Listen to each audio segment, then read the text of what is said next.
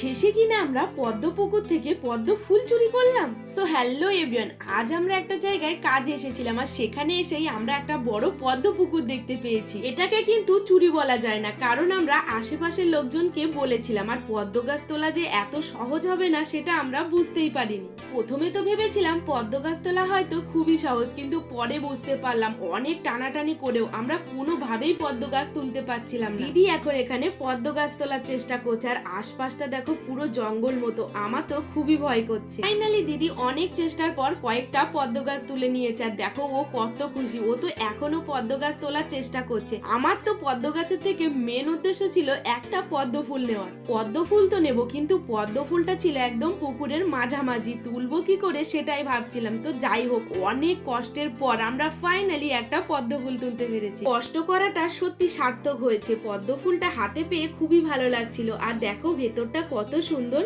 আচ্ছা, তোমাদের কোন পদ্ম ফুলটা ভালো লাগে আমাকে কিন্তু অবশ্যই জানাবে। আমার তো সব পদ্ম ফুলই ভালো লাগে আর আমি তো ফুলের ভেতরটা বারবার দেখেই যাচ্ছি।